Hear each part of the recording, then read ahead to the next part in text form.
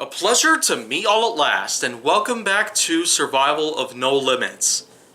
So let me just point out, for one, that after all this time that I've been spending getting Kaiju Force Neo reorganized, back on track, after all this time that I've been spending with it, it's been more than 16 years now, but the thing is, it's still going to keep on going. I know it's gonna. But right now, I'd pretty much just like to get started on some new subjects that I have aligned for the rest of the season itself. And what might the next one be? Let's take a look here. Yeah, this is pretty much my way of gauging what episodes and content that I have to talk about here in Survival of No Limits. Just like how the black notepad has been used for much of whatever's left of HJN Season 1, but anyways, Survival of No Limits, number 16. Well, 16 years of Kaiju Force Neo, 16 episodes of Survival of No Limits. So here it comes, Meteor Showers. Yeah. Out of all possibilities of things that I might have ever had the chance to talk about here, this one, when in comparison to some others that I've already mentioned, like gas leaks, bear mauling, obesity, and getting stuck on a cliff face, I've already touched up on a lot of important aspects about those things. So of course, I may not need to go into greater detail on them anymore, but Meteor Showers has been one thing that's probably on a lot of people's minds. There's been lots of conspiracies going around lately, especially on the web, detailing that one day we might have ourselves an asteroid that's miles wide, similar to the one that killed off at least 70 to 80% of all life 65 million years ago, deep into the Mesozoic era, where a 6-mile wide asteroid struck the Yucatan coast, the Gulf of Mexico, where it created an enormous crater, and as a result, it ended up creating one of the biggest mass extinction events in history, simply labeled the KT event. This asteroid was in fact responsible for killing off every single dinosaur, every single prehistoric creature, except for some reptiles, mammals, and a few other species here and there, as well as insects and some plant life. Of course, there would be a lot of plant life that would eventually evolve at some point, along with most other animal species. And then, of course, there would descend the hominids, which, of course, would later evolve into the Homo sapien, much like us. So, of course, that's pretty much just the process itself of how evolution has been able to take place throughout millions of years and eventually lead to us as a whole. But, of course, you can't talk about evolution without extinction. This was, in fact, the responsibility that happened. Millions and millions of years have passed since a gigantic mass extinction event had taken place of this magnitude. It's a matter of time before anything else like that could happen. But what about asteroids and meteors today?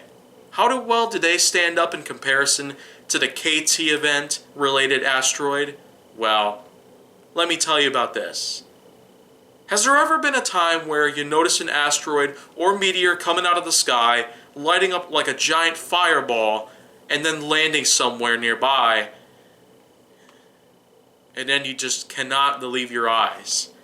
Well, the truth is, we've had meteors and asteroids all the time. There have been comets, pieces of space junk, debris, and tiny little pieces of ice and dust and the things like that have in fact fallen onto this very atmosphere that is Earth's.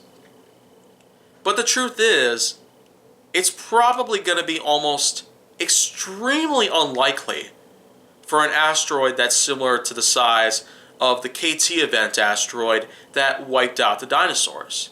Because the thing is, the asteroid belt, first of all, sits so many miles away, because even though it sits close to between Mars and Jupiter, which is of course a way of separating the gas giants from the terrestrial planets, which of course are closest to the sun, the asteroid belt itself is so far away that if there were to be an asteroid that would somehow make its way towards Earth, regardless of which spot it's going for, it would be almost extremely unlikely.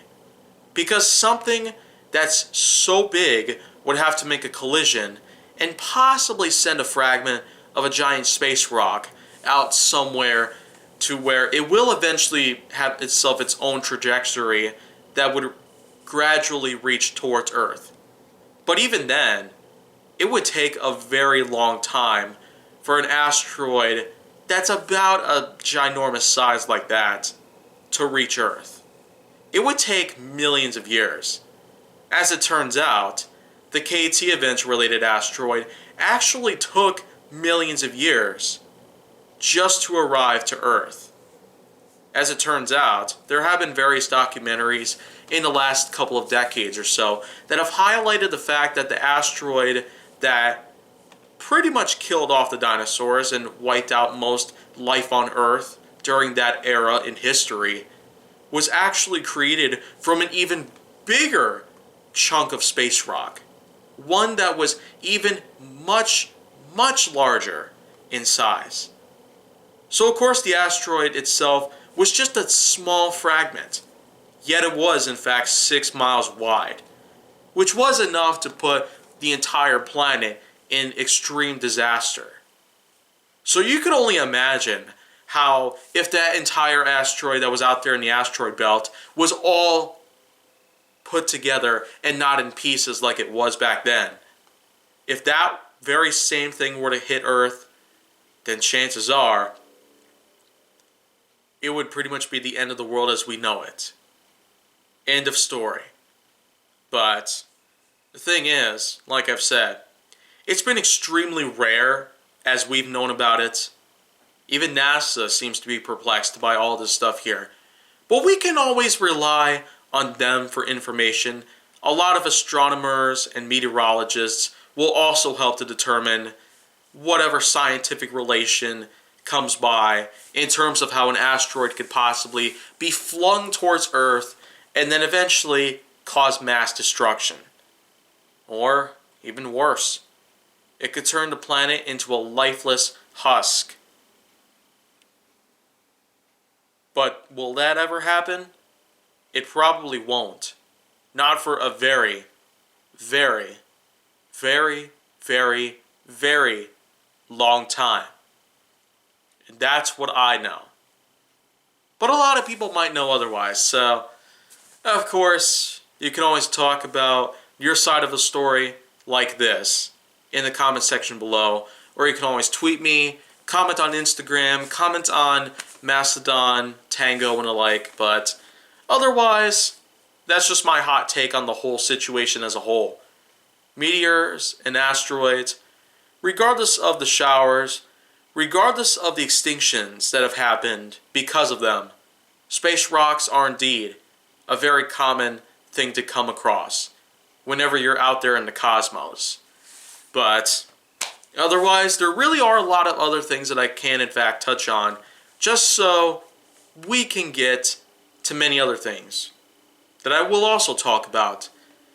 So if you want to see more go down on my channel, make sure that you like, subscribe, comment, follow me on social media, and stay on the Hollywood side.